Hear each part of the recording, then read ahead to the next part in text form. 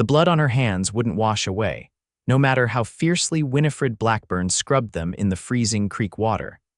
She didn't know how far she'd run since escaping the farmhouse, but her torn dress and bleeding feet told the story her voice could not. The October wind whipped through the cottonwoods along the creek bed, chilling her to the bone as darkness settled over the Wyoming Territory. It was 1876, and independence was still 15 miles north, might as well have been 1,000 for all the good it did her now. Winifred had lost her shoes somewhere in the pine forest, and her throat felt like she'd swallowed broken glass. After 2 days of screaming for help that never came, her voice had finally abandoned her entirely. A twig snapped behind her. Winifred spun around, terror seizing her chest as she scrambled backward into the creek, not caring about the icy water soaking her skirts.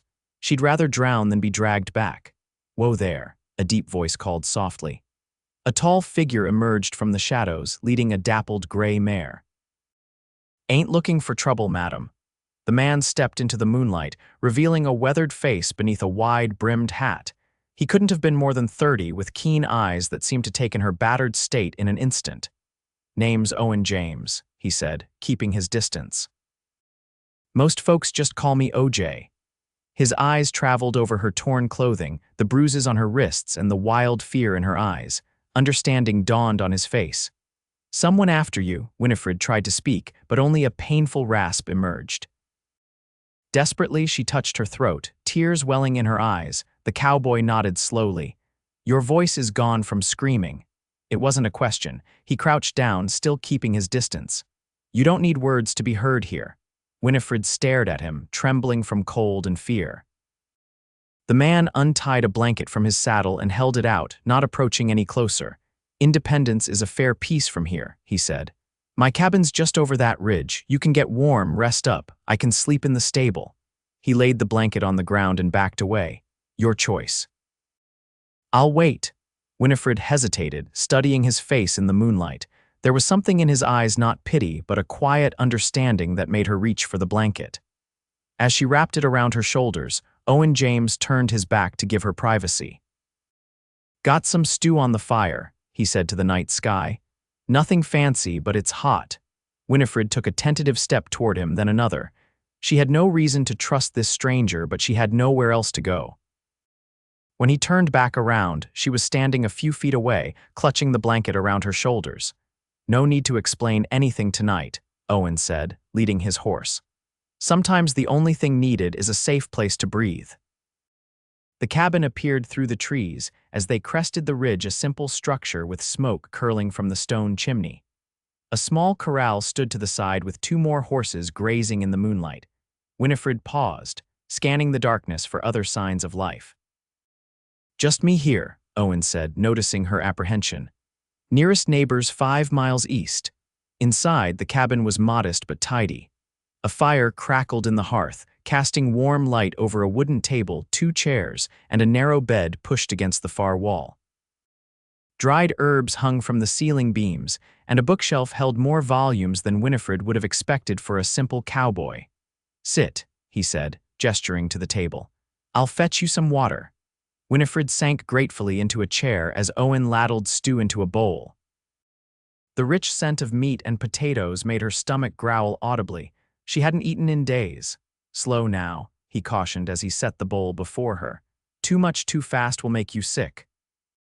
He moved around the cabin with the easy confidence of a man accustomed to solitude, keeping a respectful distance as he gathered clean clothes and placed them on the bed. "These belong to my sister," he explained. "She's in Denver now with her husband. They should fit well enough." He nodded toward a curtained-off corner. "You can wash up there. I'll step outside until you're done." True to his word, Owen left the cabin. Winifred quickly washed away the dirt and blood with the basin of water he'd provided. The borrowed clothes, a simple blouse and skirt, were clean and smelled of cedar. When she opened the door to signal she was finished, Owen was sitting on the porch steps, whittling a piece of wood by moonlight. "Better?" he asked, not turning around. She nodded, then realized he couldn't see her. Tapping on the doorframe, she waited for him to face her before nodding again. "Good," he said. I'll bed down in the stable tonight, bar the door from inside. There's more stew in the pot if you get hungry." He stood, brushing wood shavings from his pants. "No one will find you here tonight." "Rest easy." Winifred caught his sleeve as he moved to walk past her. When he paused, she mouthed "thank you," hoping he understood. "No need for thanks," Owen said. "Been in bad spots myself." He hesitated, then added, "If whoever's after you comes looking, I've got a Winchester and know how to use it. Sleep well, miss." She pantomimed writing, and Owen quickly retrieved a slate and chalk from a shelf. "Teacher's tools," he explained.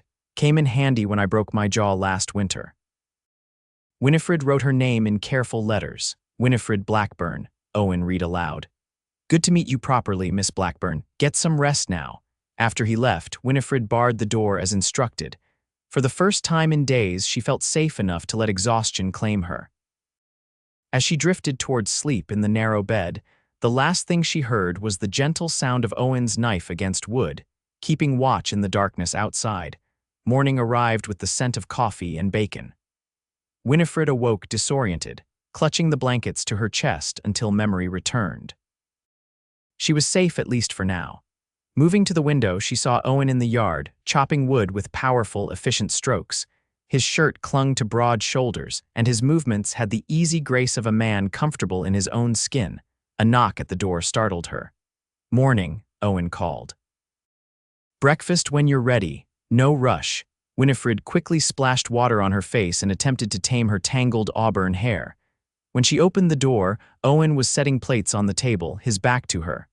"Hope you're partial to flapjacks," he said without turning. "Not much of a cook, but I can manage those without burning them too bad." Winifred tapped the table to signal her presence. Owen turned, and for the first time she saw him clearly in daylight. His face was all angles and planes, with a strong jaw shadowed by stubble. His eyes were a startling blue beneath dark brows. A scar ran along his left cheekbone, and another disappeared into his collar. "Sleep all right?" he asked, setting a steaming mug of coffee before her. She nodded, taking the slate from the shelf. "Thank you," she wrote in large letters, underlined twice. "You're welcome," he replied simply. Hungry. After breakfast, Winifred wrote her story on the slate, erasing and rewriting as needed. Owen read in silence, his expression darkening with each revelation. She had come west as a governess for the Hargrove family, traveling from Boston to their ranch outside Independence. But Mr. Hargrove had expected more than teaching from her. When she refused his advances, he'd locked her in the root cellar. After 2 days, she'd managed to escape, but not before Hargrove had threatened to hunt her down. "Hargrove," Owen said when she finished, his voice dangerously quiet. "Thaddeus Hargrove," Winifred nodded, fear returning to her eyes. "Man's got half the county in his pocket," Owen said grimly. "Including the sheriff. What can I do?" she wrote, hands trembling. "First thing is to get your voice back," Owen said. "Got some remedies might help with that. Second is figuring where you can go that Hargrove can't reach.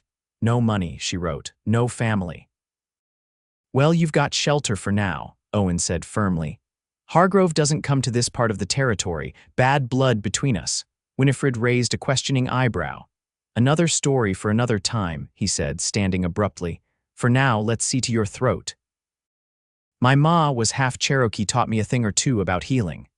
The days that followed fell into an unexpected rhythm. Each morning, Owen would prepare a tea of herbs and honey for Winifred's throat before riding out to tend his small herd of cattle. He'd return by midday, and they'd work together around the cabin, Winifred cooking or mending clothes while Owen repaired tack or built furniture. In the evenings, he'd read aloud from his collection of books while she listened, curled in a blanket by the fire.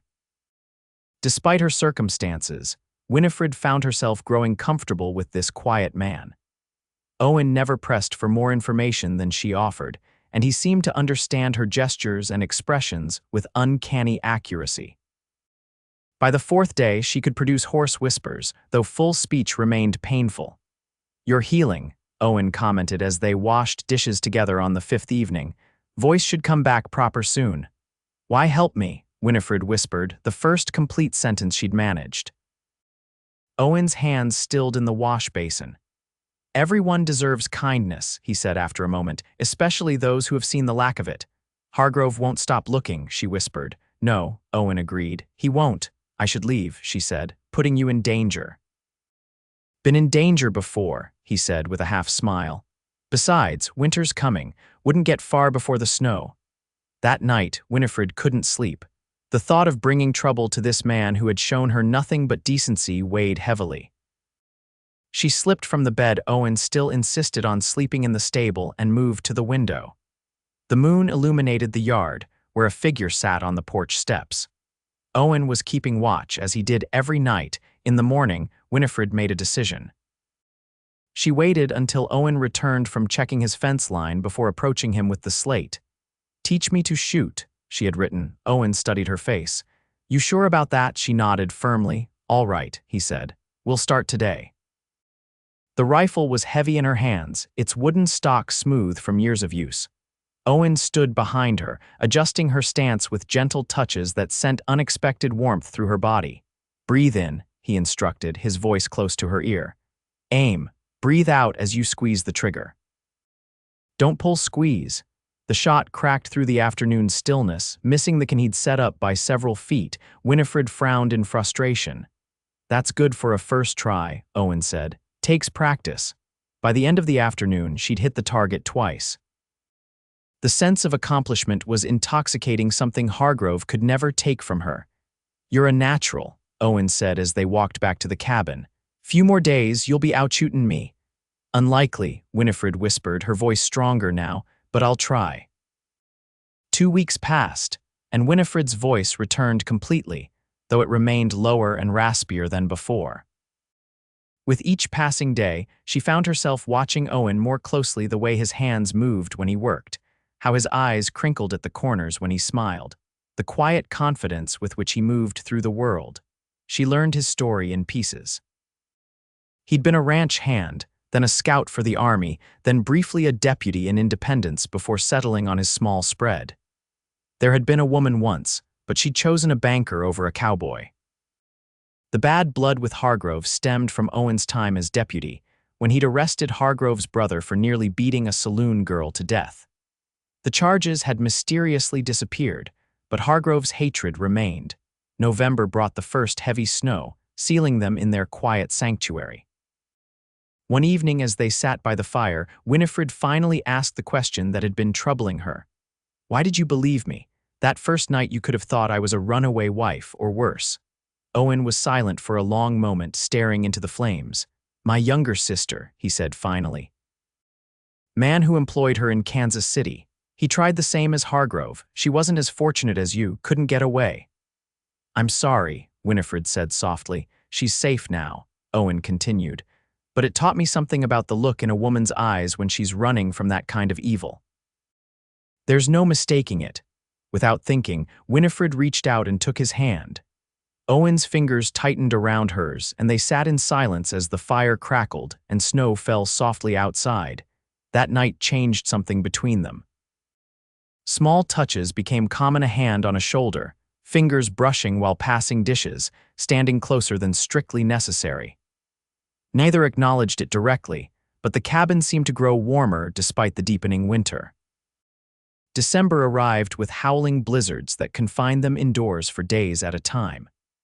They passed the hours with card games, reading aloud to each other, and long conversations that ranged from philosophy to childhood memories. Winifred discovered that beneath Owen's quiet exterior lay a sharp mind and unexpected humor. "Never thought I'd be grateful to be snowed in," Winifred said one evening as they sat on the bearskin rug before the fire, a chessboard between them. "How's that?" Owen asked, moving his knight. "In Boston, I was always surrounded by people, yet never felt truly seen," she explained, studying the board. "Here, miles from anywhere, I feel more myself than I ever have." Owen looked up from the game, his blue eyes reflecting the firelight. "Know what you mean," he said softly. "Some kinds of solitude are lonelier than others." "I'm not lonely now," Winifred said, meeting his gaze. The chess game was forgotten as Owen reached across the board to brush a strand of hair from her face. His fingers lingered against her cheek. "Winnie," he said, using the nickname that had emerged naturally between them. "I don't want to take advantage, you couldn't," she interrupted, turning her face into his palm. Not you. When he kissed her, it was gentle, questioning, giving her every chance to pull away. Instead, Winifred moved closer, chess pieces scattering forgotten across the floor as she slid into his arms. Later, wrapped in blankets before the dying fire, Owen traced patterns on her bare shoulder. Been wanting to do that since that day you hit the target 3 times in a row, he confessed. The look on your face like you'd conquered the world, Winifred laughed, pressing closer to his warmth. I felt invincible that day, she admitted, like nothing could hurt me again. Nothing will, Owen said, his voice turning serious. Not while I'm breathing. The following morning brought clarity with the sunrise. Winifred woke to find Owen already dressed, coffee brewing on the stove. The uncertainty in his expression made her heart sink. Owen, she asked, pulling the blanket around her shoulders as she sat up. Been thinking, he said, not quite meeting her eyes. About Hargrove. What about him? She asked cautiously. Man like that with his connections, waiting him out won't work. Owen handed her a steaming cup. He'll keep looking maybe for years. What are you suggesting? We need to end it, Owen said firmly, one way or another. How? Winifred asked, her stomach knotting with anxiety. You said yourself he has the law in his pocket. Not all law, Owen replied. There's a federal marshal in Cheyenne, Elliot Davidson, man of principle. I rode with him during my scouting days. You want to go to Cheyenne? Winifred set down her cup. In winter? No, Owen shook his head. I want to bring him here, but first we need to gather evidence against Hargrove. Evidence of what he did to me, Winifred asked, her voice small. That and more, Owen said grimly. Hargrove's been running roughshod over this territory for years. Others have suffered, but they're too scared to speak up if we can get enough testimonies. Who would talk against him? The widow Thornton, for one, Owen said. Hargrove forced her off her land last spring, and there's a Shoshone family he drove out when silver was found on their property, plus at least 2 other girls who worked for him before you. You've been planning this, Winifred realized. Owen finally met her eyes. Been thinking about it since you showed up, but now, she prompted, now it's personal, he said simply. I want a future with you, Winnie. Can't have that with Hargrove's shadow hanging over us. The raw honesty in his voice made her breath catch. A future, she repeated softly. If you want it too, Owen said, suddenly uncertain. In answer, Winifred crossed the room and took his face in her hands. More than anything, she whispered before kissing him. The next day, Owen rode out through the snow to the nearest telegraph office 15 miles away. He returned after nightfall, cold but triumphant.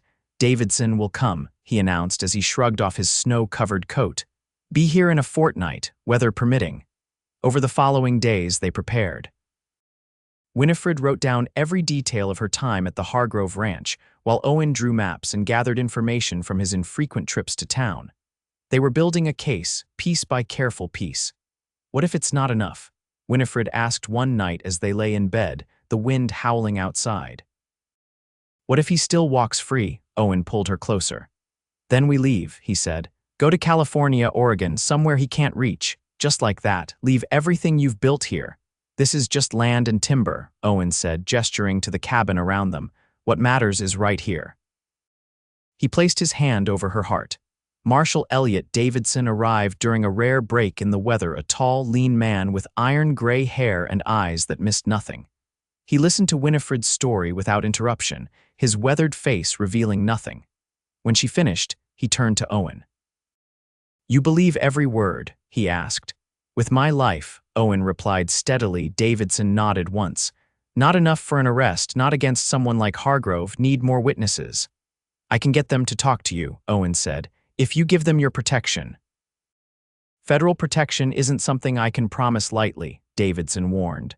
Then promise it heavily, Winifred said, finding her courage. These people deserve justice. Davidson's stern face cracked into a slight smile. I see why you're sweet on her, James, he said to Owen. Got fire in her soul. Over the next week, Davidson and Owen ventured out together, returning with signed statements from farmers, shopkeepers, and ranch hands, all bearing witness to Hargrove's crimes. The widow Thornton herself braved the snow to give her testimony directly to Davidson, her aged face set with determination. That man buried my Samuel. she told Winifred as they shared tea. Not with bullets, but with papers and threats until my husband's heart just gave out. If your cowboy can bring him down, I'll rest easier in my grave when my time comes. By mid-January, Davidson declared they had enough. Time to spring the trap, he announced over dinner. I've sent for 2 deputies. Once they arrive, we move on Hargrove. I want to be there, Winifred insisted. Absolutely not, Owen and Davidson said in unison. He needs to see my face, Winifred argued. Need to see me standing there when they put the handcuffs on him. Too dangerous, Owen said, his jaw set stubbornly. Everything about this is dangerous, she countered. I started this. I deserve to see it finished. In the end, they compromised. Winifred would remain with the widow Thornton in town while the arrest was made. Only after Hargrove was secured would she confront him. The night before they were to leave for Independence, Owen sat beside Winifred on the porch steps, despite the bitter cold. Above them, stars blazed in the clear winter sky. Been thinking, he said, his breath forming clouds in the frigid air. After this is over, if we survive, Winifred interjected with gallows humor. When we survive, Owen corrected firmly, I'd like to make this official. Winifred turned to look at him, her heart suddenly racing. Official? Owen reached into his pocket and pulled out a simple silver band. It was my mother's, he explained, looking uncharacteristically nervous. Not fancy but solid, like what I'm offering. Are you asking me to marry you, Owen James? Winifred whispered. Doing a poor job of it, apparently, he said with a self-deprecating smile. Yes, Winifred Blackburn. Asking if you'll be my wife, build something lasting with me. Winifred looked at the ring glinting in the moonlight, then back at Owen's face, the face that had become as essential to her as breathing. Yes, she said simply, though you should know I'm a terrible cook. Owen laughed, slipping the ring onto her finger. And I snore something fierce. Guess we're well matched in our imperfections. The ride to Independence the next day was tense and silent. Davidson and his deputies led the way, with Owen and Winifred following behind. The town came into view by midday, a cluster of wooden buildings straddling the main road, dominated by the imposing structure of Hargrove's Hotel.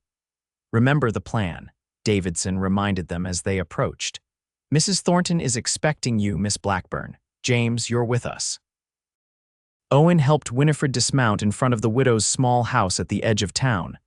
Stay inside, he instructed, no matter what you hear. Be careful, she whispered, clutching his hand tightly. Come back to me. Wild horses couldn't stop me, he promised, pressing a quick kiss to her lips before remounting.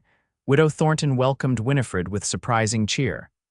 Been waiting years to see that man get what's coming to him, she explained, serving strong tea laced with whiskey. Drink up, dear. Steadies the nerves. Hours passed with agonizing slowness. Winifred paced the small parlor until the widow threatened to tie her to a chair. Just as the winter sun was beginning to set, gunshots echoed from the direction of the hotel. Winifred froze, her teacup slipping from her fingers to shatter on the floor. Owen, she whispered, moving toward the door. Stay put, the widow commanded with surprising strength for her years. That's what you promised. More shots rang out, followed by shouting. Winifred pressed her hands to her mouth, fighting the urge to scream. After what felt like an eternity, hoofbeats approached the house. She rushed to the window to see Davidson dismounting, his face grim. Owen, she gasped, flinging open the door. Where is he? Got himself shot, Davidson said bluntly. Doc's with him now. The world tilted beneath her feet. How bad? Took a bullet to the shoulder, Davidson replied. Another grazed his head, but he's conscious and cursing, so that's promising. And Hargrove? The widow asked from behind Winifred. A cold smile spread across Davidson's weathered face. In custody, along with the sheriff and Hargrove's foreman. Seems they've been running quite the operation: land theft, intimidation, even forced labor at the mines. Your testimony broke it wide open, Miss Blackburn. Take me to Owen, Winifred demanded, already reaching for her coat. The doctor's office was crowded with deputies and onlookers when they arrived. Winifred pushed through them without ceremony, her heart in her throat until she saw Owen sitting upright on an examination table, his left shoulder heavily bandaged and a bloodied cloth pressed to his temple. Told you to stay put, he grumbled when he saw her, though his eyes lit up. And I told you to be careful, she retorted, crossing to him and carefully taking his uninjured hand. What happened? Hargrove pulled a hidden derringer, Davidson answered from the doorway. James here saw it before any of us and took the bullet meant for me. Just doing my civic duty, Owen said dryly, wincing as the doctor tightened his bandage. He'll live, the doctor announced. Keep the shoulder immobilized for a few weeks. The head wound is shallow, looks worse than it is. When can I see Hargrove? Winifred asked Davidson. He's secured at the jail, Davidson replied. Can take you there now if you're ready. Owen squeezed her hand. You don't have to do this today. Yes, Winifred said firmly. I do. The Independence Jail was a squat stone building at the end of the main street. Inside, 2 cells lined the back wall. In one sat the sheriff, looking sullen and defeated. In the other, Thaddeus Hargrove paced like a caged animal. He stopped abruptly when Winifred entered, his face contorting with rage. You, he spat. You did this. No, Mr. Hargrove, Winifred replied, her voice steady despite her racing heart. You did this, every bit of it. You'll never make these charges stick, Hargrove sneered. I have friends in the territorial government. Had friends, Davidson corrected, stepping forward. They're distancing themselves quickly now that the evidence is public. Nobody wants to be associated with what you've done. What I've done, Hargrove laughed bitterly. I built this town. Everything these people have is because of me. Everything they've lost is because of you too, Winifred said, including their dignity and safety. Hargrove lunged at the bars, making Winifred step back involuntarily. You were nothing, he shouted. A penniless governess, I offered you protection. You offered me slavery, Winifred corrected, finding her courage again. And when I refused, you showed your true nature. You'll regret this, Hargrove threatened, his knuckles white on the iron bars. Somehow, someday, no, Winifred interrupted. I won't. Because after today, I'll never waste another thought on you again. She turned to Davidson. I've seen enough. As she walked out of the jail into the crisp winter air, Winifred felt a weight lift from her shoulders. It wasn't over. There would be a trial, testimony to give, but Hargrove's power was broken. For the first time since that terrifying night at the creek, she could breathe freely. Owen was waiting outside the doctor's office, leaning against the wall for support. His face brightened when he saw her approaching. How did it go? He asked. It's done, she said simply, taking his good arm. Let's go home. Spring came early to the Wyoming Territory that year. By March, the snow was retreating from the meadows around Owen's cabin, and the first wildflowers were pushing through the thawed earth. Winifred stood on the porch, watching Owen mend the corral fence, his movements still careful due to his healing shoulder. The trial had concluded 2 weeks earlier with Hargrove and his accomplices sentenced to 15 years in the territorial prison. The widow Thornton had reclaimed her land, and Marshal Davidson had promised to investigate similar cases throughout the territory. Penny for your thoughts, Owen called, setting down his hammer and walking toward her. Just thinking about how different everything is from 6 months ago, Winifred replied, smiling as he climbed the steps to stand beside her. I was lost, voiceless, terrified. And now? Owen prompted, slipping an arm around her waist. Now I have a voice, she said, leaning into him.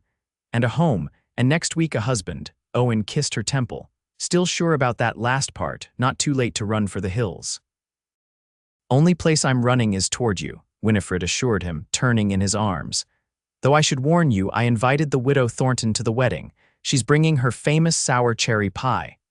Woman makes pie like she's trying to break teeth, Owen groaned. You're testing my devotion already. Consider it practice for in sickness and in health, Winifred teased.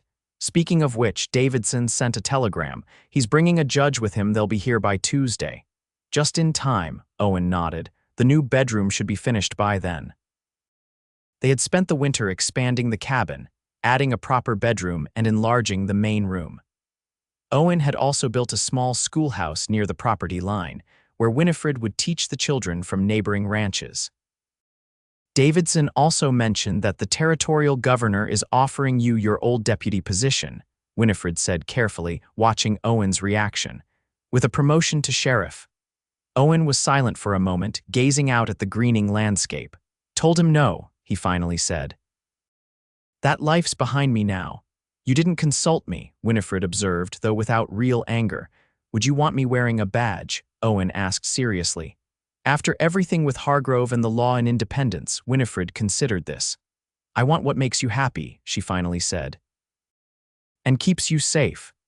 This makes me happy, Owen said simply, gesturing to the cabin, the land, and finally to her. Building something that lasts, teaching those who need it you with letters, me with horses and cattle, making a difference without a gun on my hip. Winifred smiled, reaching up to trace the scar on his cheek. Then that's what we'll do. They were married on a clear April morning, with Marshal Davidson presiding and the widow Thornton serving as witness. The ceremony was simple vows exchanged beside the creek where they had first met, followed by a celebration with the handful of neighbors who had stood by them during the trial. As the sun set, their guests departed, leaving them alone on the porch of their expanded cabin. Owen handed Winifred a small package wrapped in brown paper. Wedding gift, he explained. Not much, but Winifred unwrapped it carefully to reveal a beautifully carved wooden box. Inside lay a silver pen and inkwell. For your teaching, Owen said, and for your writing. Your voice should be heard beyond just these hills. Tears pricked at Winifred's eyes as she closed the box carefully. Thank you, she whispered. I have something for you too. She took his hand and placed it gently on her stomach. Owen's eyes widened as understanding dawned. Are you sure? He asked, his voice hushed with wonder. The doctor in town confirmed it yesterday. Winifred nodded, her face glowing with happiness. By Christmas, we'll be 3 instead of 2. Owen lifted her off her feet in a gentle embrace, mindful of her condition. Best wedding gift imaginable, he murmured against her hair. I thought so too, she agreed, laughing as he set her down. Though we'll need to add another room to the cabin sooner than planned. I'll start tomorrow, Owen promised, leading her inside to the warmth of their home. That night, as they lay together in the quiet darkness, Winifred thought about the journey that had brought her here from terror to safety, from voicelessness to strength, from solitude to love. Outside, the Wyoming wind whispered through the cottonwoods, and somewhere in the distance, a coyote called to its mate. What are you thinking about? Owen asked softly, his fingers tracing lazy patterns on her bare shoulder. That first night, Winifred replied, when you found me by the creek. You said I didn't need words to be heard. And you didn't, Owen said. Some things speak louder than words ever could. Like what? She asked, propping herself up to see his face in the moonlight streaming through the window. Like courage, he said. Like standing up to Hargrove even when your voice was gone. Like building a new life from the ashes of the old one. Winifred leaned down to kiss him gently. Like love, she whispered against his lips. Especially that, Owen agreed, pulling her closer. As summer bloomed across the Wyoming Territory, Winifred's body changed with the landscape. Her teaching at the small schoolhouse continued until the growing child within made standing for hours too difficult. By August, she had turned her attention to preparing for the baby's arrival, with frequent visits from the widow Thornton, who had appointed herself unofficial grandmother to the coming child. Owen expanded the cabin again, adding a nursery adjacent to their bedroom with a cradle he carved himself from pine. He also built a covered walkway to the schoolhouse, so Winifred could resume teaching without braving the elements once the baby was old enough. You think of everything, Winifred remarked as he showed her the completed walkway. Try to, Owen said. Want things perfect for you both. They already are, she assured him, placing his hand on her rounded belly where their child kicked vigorously. Feel that. Already practicing to be a cattle driver like Papa. Or a schoolteacher like Mama, Owen countered with a smile. Strong opinions either way. Word of Hargrove's conviction had spread throughout the territory, and with it came unexpected changes to their quiet life. Families who had been driven from their homes by Hargrove's schemes began returning to reclaim their property. Some settled near Owen and Winifred's land, drawn by the promise of the small school and the community beginning to form.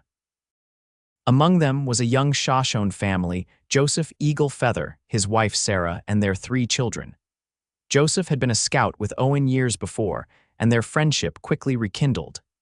Sarah, who had trained as a midwife within her tribe, became a frequent visitor as Winifred's time grew near. "Baby sits high," Sarah observed during one such visit in early November. "Strong girl, I think." "Owen's convinced it's a boy," Winifred laughed, wincing as a particularly forceful kick caught her ribs, though he claims he'll be equally happy either way. "Men always say this," Sarah said with a knowing smile, "then weep with joy when they hold their daughters." The first snow fell on November 15th, earlier than expected. Owen was checking cattle in the north pasture when the storm blew in, reducing visibility to mere feet. Winifred watched anxiously from the window as the afternoon darkened prematurely under heavy clouds. "He knows these lands," the widow Thornton reassured her, having arrived that morning for one of her regular visits. "Man could find his way home blindfolded." "I know," Winifred said, rubbing her lower back where a persistent ache had been troubling her all day. "It's just," she broke off with a gasp as a sharper pain lanced through her, the widow's eyes narrowed. "How long you been having pains, girl?" "Just today," Winifred admitted. "But the baby's not due for 3 more weeks. Babies come when they please, not when expected," the widow said practically. "Sit down and let me have a look at you." Before she could comply, Winifred felt a rush of warm fluid down her legs. Her eyes met the widow's in shared understanding. "Well," the older woman said briskly, "seems your little one has decided today's the day. Let's get you to bed while I send my grandson for Sarah Eagle Feather." The widow's 12-year-old grandson, who had accompanied her for the visit, was dispatched to the Eagle Feather homestead with urgent instructions. Winifred allowed herself to be led to the bedroom, fear and excitement warring within her. What about Owen? She asked as another contraction gripped her. "Men are useless at birthing anyway," the widow said dismissively. "He'll get here when he gets here." Hours passed with increasing pain and no sign of either Owen or Sarah. The storm had intensified, howling around the cabin like a living thing. The widow did her best to comfort Winifred, but as the contractions came closer together, both women knew they couldn't wait much longer. "Grandma Thornton," Winifred gasped, using the name she'd adopted for the older woman. I think it's coming soon." The widow checked her with practiced hands. "Indeed it is," she confirmed. "Sarah or no Sarah, this baby's making an entrance tonight." Just then, the door to the cabin burst open, bringing a swirl of snow and 2 snow-covered figures.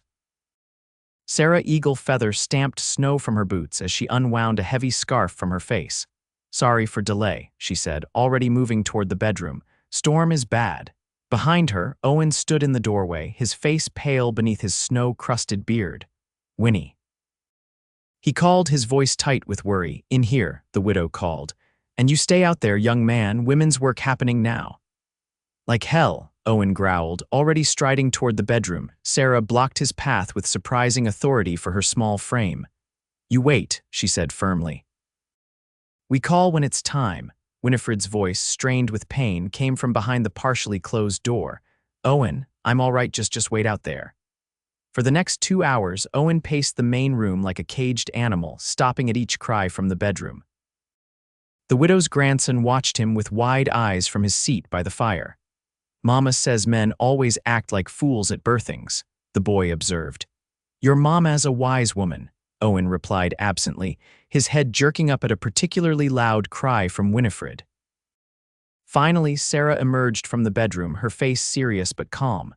"She asks for you now," she told Owen. "It won't be long." Inside the bedroom, Winifred lay propped against pillows, her face flushed and hair damp with sweat. She reached for Owen's hand as he approached. "You made it," she whispered, her voice hoarse from exertion. "Wild horses," he reminded her, pressing a kiss to her forehead. "How are you doing?" Before she could answer, another contraction seized her. The widow positioned herself at the foot of the bed. "Next one you push with all you've got," she instructed. Owen held Winifred's hand as she bore down, her face contorted with effort. "You can do this," he encouraged. "Strongest person I know." 3 pushes later, their child entered the world with a lusty cry that cut through the howling storm outside. The widow deftly caught the baby, clearing its mouth and nose before announcing, "A son, healthy as a horse and twice as loud." Sarah wrapped the infant in a clean blanket and placed him in Winifred's trembling arms. Owen stared down at the tiny red face in wonder, tears tracking unashamedly down his cheeks. "Hello, William," Winifred whispered to their son, using the name they had chosen to honor Owen's father. "William James," Owen confirmed, his voice thick with emotion. "Welcome to the world, son." The widow and Sarah quietly left the new family alone, closing the door behind them. Outside, the storm continued unabated, but within the warm bedroom, a new kind of peace had settled. "He has your eyes," Winifred observed as the baby blinked up at them. "And your determination," Owen replied, watching as their son's tiny hand closed around his finger with surprising strength. "Coming through a blizzard to join us. He knew where he belonged," Winifred said softly. "Just like I did that night by the creek." Owen leaned down to kiss her gently. "Thank you," he whispered against her lips. "For what?" "For finding your way to me," he said simply. "For giving me a family, a purpose." "We found each other," Winifred corrected. "And we'll keep finding our way together." As the long winter night continued, the small family remained huddled together in the warmth of their home, sheltered from the storm by love as much as by timber and stone. The years that followed brought both joys and challenges to the James family. Little William grew into a sturdy, curious boy with his father's blue eyes and his mother's quiet determination. When he was 3, he welcomed a sister, Emily Sarah, named for Owen's mother and their faithful friend. The community around them flourished as well. The schoolhouse that had once seemed overly ambitious now struggled to contain the 20-odd children who attended regularly. Winifred's reputation as a teacher spread throughout the county, bringing families from as far as 50 miles away seeking education for their children.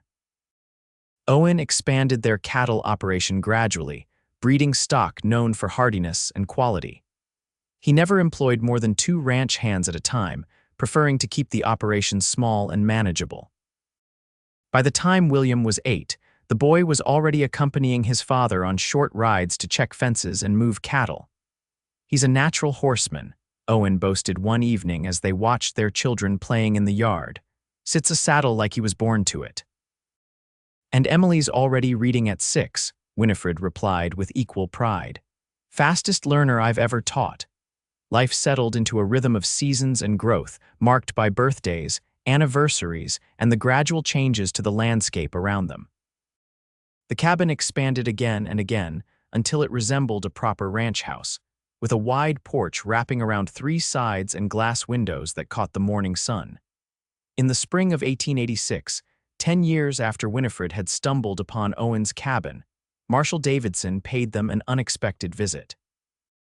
Now gray-haired but still straight-backed and sharp-eyed, he brought news that shook their quiet world. "Hargrove's being released," he announced without preamble as they sat at the kitchen table. Good behavior and influential friends shortened his sentence. Winifred's hand trembled slightly as she set down her coffee cup. "When?" "Month's end," Davidson replied, watching her carefully. "Thought you should know."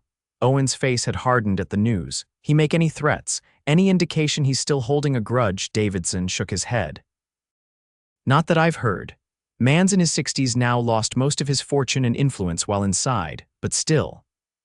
"But still," Owen echoed grimly.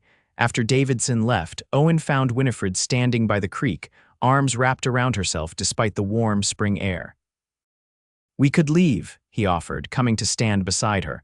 "California's still there, or Oregon." Winifred turned to look at him, her auburn hair now streaked with silver at the temples. "Is that what you want?" Owen considered the question seriously. "Want what makes you feel safe," he finally said. "Kids too. This is our home," Winifred said firmly. "We've built something here that matters. I won't let fear of that man drive us away." "Then we stay," Owen agreed, "but we stay cautious, no trips to town alone for a while." The summer passed without incident.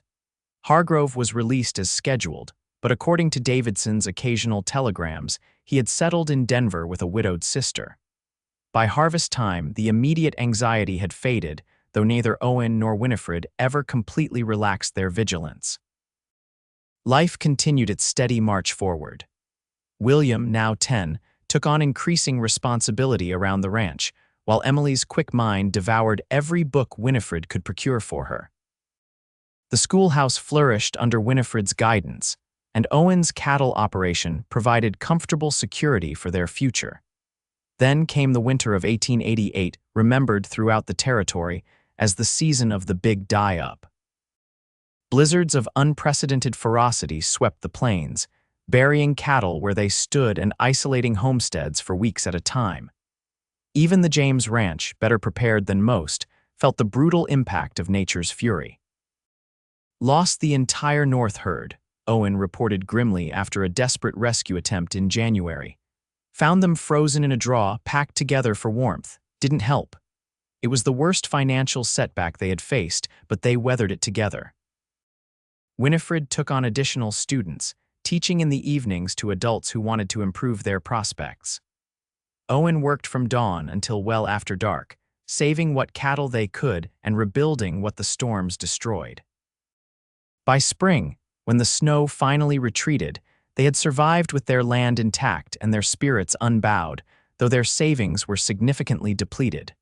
"We'll rebuild," Owen assured the family over breakfast on the first truly warm day of April. "Already got offers for 3 of the new calves. Quality stock still commands a premium. And I've been offered a position writing educational materials for the Territorial School Board," Winifred added. "Would mean extra income while I continue teaching here." William, now 12 and increasingly aware of adult concerns, nodded seriously. "I can take over more of the ranch work," he offered.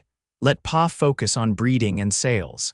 And I can help Mama with the younger students," Emily piped up, not to be outdone by her brother. Owen and Winifred exchanged a glance over their children's heads, a look that held pride, love, and a touch of wonder at the family they had created together. That summer brought an unexpected visitor to their door, Joseph Eagle Feather's oldest son, Michael, now a young man of 20. He arrived with news that changed their understanding of the past. "Hargrove is dead," he announced as they sat on the porch after dinner. "Found in an alley in Denver 3 days ago, knife wound." Winifred's hand found Owen's instinctively. "How do you know this?" Michael's expression remained carefully neutral. "I was in Denver, studying at the university there. News travels fast in certain circles." "Any suspects?" Owen asked quietly. "Many," Michael replied. "Man made enemies everywhere he went, but the main theory." He hesitated, glancing at Winifred. "Go on," she encouraged. "They say it was the brother of a Shoshone girl who died in Hargrove's employ years ago," Michael finished. "Before your time, Mrs. James. Girl named Morning Star." Owen's face had gone very still. "I knew her," he said softly, "when I was scouting for the army." Gentle soul, always had a kind word. Winifred studied her husband's face, seeing old grief there that he had never shared. "What happened to her? Story goes that Hargrove mistreated her," Michael said carefully. "She took her own life rather than endure it. Her brother vowed vengeance." "And waited all these years," Winifred whispered. "Some debts take time to collect," Michael said, his voice carrying a weight beyond his years. After he left, Owen and Winifred sat in silence as darkness settled over the land. The children were already asleep, and the only sounds were the crickets and the distant lowing of cattle. "Did you know?" Winifred finally asked. "About Morning Star's brother?" Owen shook his head slowly. "Knew she had family, didn't know they were still seeking justice." "Is it justice?" Winifred wondered aloud. "Or just more violence begetting violence? Don't know," Owen admitted. "But I know this Hargrove can't hurt anyone else now, and that's something." They never spoke of Hargrove again. It was as if his death had truly closed a chapter in their lives that had remained partially open despite the years and distance. The shadow that had lingered at the edges of their happiness finally dissipated completely. The years continued their relentless march. William left for college in Denver at 18, returning with a degree in veterinary medicine to serve the growing community around Independence. Emily followed a different path, her brilliant mind earning her a scholarship to a women's college in the East. Though it pained Winifred to see her go, she recognized in her daughter the same yearning for knowledge and experience that had once driven her from Boston. "She'll come back," Owen reassured her as they watched the stagecoach carrying their daughter disappear down the road. "This land gets in your blood, like it got in mine," Winifred asked, smiling through her tears. Exactly like that, Owen agreed, his arms strong around her shoulders despite the gray now dominating his once dark hair. He was right. 4 years later, Emily returned with a teaching credential and ideas for expanding the school into a proper academy. By then, Independence had grown from a frontier settlement into a respectable town, with a railroad spur connecting it to Cheyenne and points east. Progress, Owen grumbled good-naturedly as they watched the town expand. Soon we'll be considered city folk. Never that, Winifred laughed, linking her arm through his. Not as long as you insist on wearing those spurs to church. On their 25th wedding anniversary in 1901, the community gathered at the James Ranch for a celebration that lasted from midday until well after midnight. 3 generations danced under lantern light in the yard where William and Emily had once played as children. William's wife Jane was expecting their second child, and Emily had recently announced her engagement to Michael Eagle Feather, now a respected lawyer with the territorial government. As the festivities wound down, Owen led Winifred to the creek where they had first met. A simple stone bench now stood on the bank, placed there on their 20th anniversary. Happy, he asked as they sat together, watching the moonlight play on the water. Beyond measure, Winifred replied, leaning her head on his shoulder. You never thought I'd have all this, Owen admitted. Ranch, family, grandchildren on the way, you, especially me, Winifred teased. Especially you, Owen confirmed, his voice softening. Still remember how you looked that night, terrified but so determined. Knew right then you were something special. I was half dead from fear and exhaustion, Winifred protested with a laugh. Still the most beautiful sight I'd ever seen, Owen insisted. Still are. They sat in comfortable silence, listening to the water and the distant sounds of their guests departing. So much had changed over the years, their bodies, their land, the world around them, but the essential core of what they had built together remained unshaken. Remember what you said that first night? Winifred asked softly. When I couldn't speak, Owen smiled at the memory. Said you didn't need words to be heard. You were right, Winifred said, taking his weathered hand in hers. Sometimes the most important things can't be put into words at all. Like what? Owen asked, echoing her question from their wedding night so many years before. Winifred turned to face him, the lines around her eyes crinkling as she smiled. In the silver moonlight, he could still see the young woman who had stumbled into his life and changed it forever. Like this, she whispered, leaning forward to kiss him gently. Like us. Above them, stars wheeled in their ancient patterns over the Wyoming landscape, bearing silent witness to a love that had begun in terror and bloomed in the harsh beauty of the Wild West, a love that, like the land itself, had endured through seasons of plenty and hardship, growing stronger with each passing year. And in the soft rushing of the creek where their story had begun, there seemed to echo the truth that Owen had recognized all those years ago, that some souls speak most clearly in silence, and the most profound connections need no words at all.